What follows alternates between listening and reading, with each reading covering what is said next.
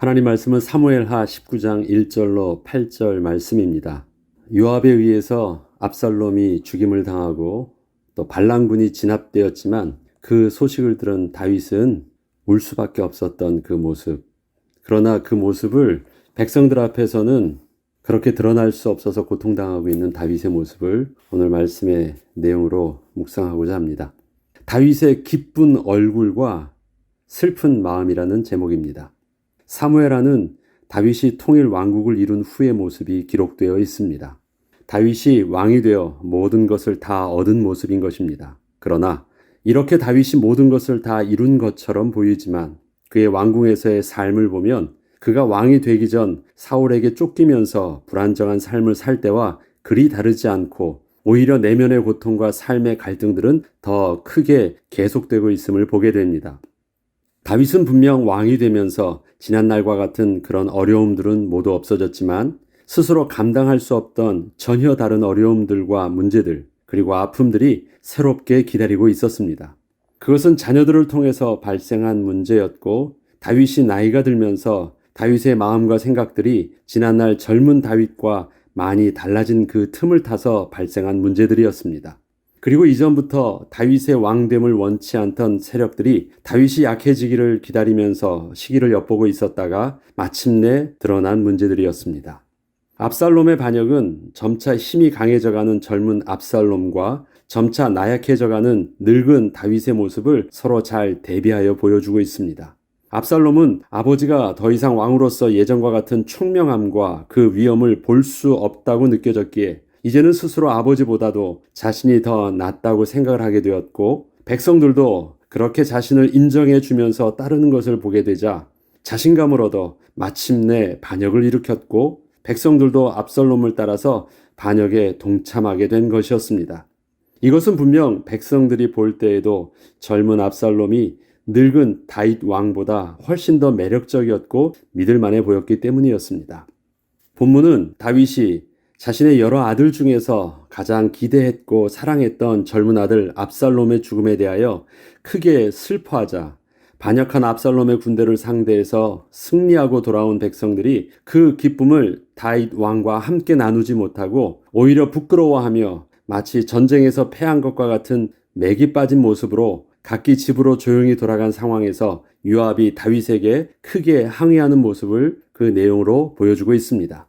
요압은 아들 압살롬의 죽음으로 인하여 크게 슬퍼하고 있는 다윗을 향하여 이러한 다윗의 모습은 백성들이 다윗 왕을 따르는 것을 후회하게 만들 것이고 다윗은 어쩌면 압살롬의 반역보다 더 심각하게 모든 백성들이 다윗을 돌아서는 위기에 빠질 수도 있는 문제라고 강하게 어필한 것이었습니다.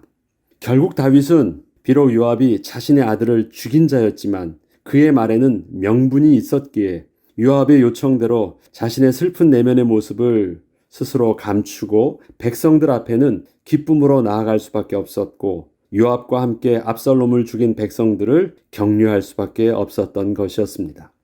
이러한 노년의 다윗의 모습은 참으로 무기력해 보였고 주위 사람들 속에서 스스로 어찌할 수 없어서 눈치만 보고 있는 듯한 처량한 모습이었습니다. 이렇듯 다윗은 지난날의 젊은 다윗과는 많이 달라진 모습이 통치 후반부에는 계속 보여지고 있었습니다.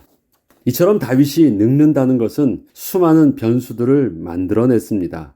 다윗이 왕으로서의 힘과 위엄이 자신의 숨겨졌던 문제들과 부끄러움 등을 다 덮을 수 없게 되었고 또 그렇게 통제할 수 없게 되자 그동안 잠재되어 있던 숨겨진 문제들이 그렇게 하나 둘씩 터지게 된 것입니다.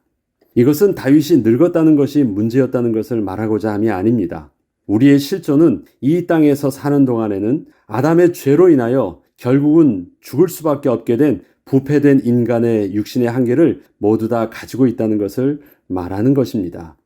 인생이 늙고 죽는다는 것은 우리가 죄의 저주 아래 놓여 있다는 것을 아주 사실적으로 보여주는 증거입니다. 성경에 기록된 위대한 지도자들은 모두 자신의 인생의 시기에서 하나님의 위임받은 직분들을 하나님의 영에 이끌려 잘 감당하였지만 육신이 늙고 병들고 죽는 그 한계를 넘어서지는 못하였습니다. 우리는 나이가 들어가면서 점차 부족한 것들이 채워지고 원하던 성취를 이루게 되면 스스로 착각을 하며 잊게 되는 것이 있습니다. 현재 내가 가지고 있는 사회적이며 경제적인 육신의 조건들이 다른 사람들보다 훨씬 더 나아 보여도 여전히 죄로 부패한 육신의 한계를 우리가 가지고 있다는 실존은 전혀 달라진 것이 없기 때문에 우리 인생의 육신의 시간표는 계속 진행되고 있다는 사실입니다. 내가 힘이 있고 돈이 있다고 해서 내가 늙지 않고 내가 건강한 모습으로 그 힘을 계속 유지할 수 있는 특별한 사람이 아니라는 것입니다. 내가 비록 다른 사람보다는 대통령이 됐다 할지라도 그 인생에 다가오는 죄로 오염된 부패된 육신의 모습은 그대로 멈춤 없이 진행되고 있다는 사실입니다. 근데 사람은 그것을 잊어버려요. 그리고 미련이 남아서 그것을 막아보려고 애쓰고 있고 부인하고 있기도 합니다. 이 때문에 마침내 통일 왕국을 이룬 다윗의 이야기에는 왕국의 영광과 그 힘과 권세가 최고의 정점에 있으면서도 그 왕국에서 다윗이 왕으로서의 위대한 이야기가 펼쳐지고 있기보다 오히려 점차 다윗의 내면에서부터 약해져가는 모습을 우리는 그렇게 보게 되었던 것입니다.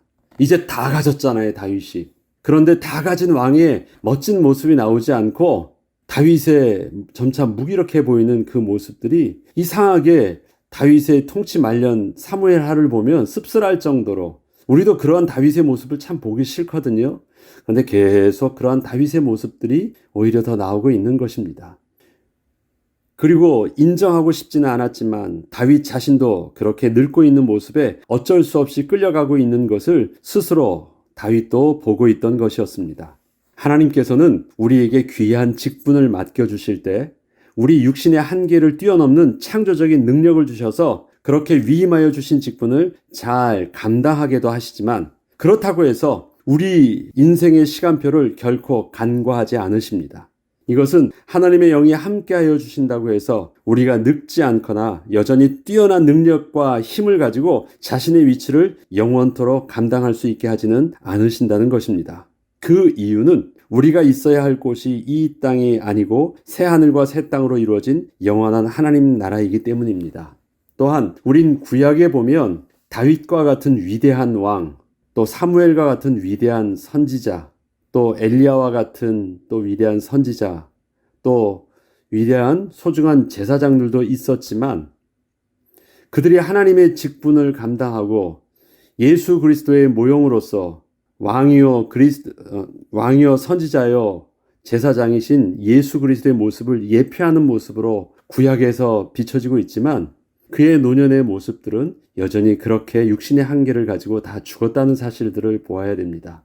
또 그 개인들은 모두 다 영원하신 하나님 나라를 소망하게 하시는 하나님의 또 다른 은혜라는 사실들을 우리는 인정해야 하는 것입니다.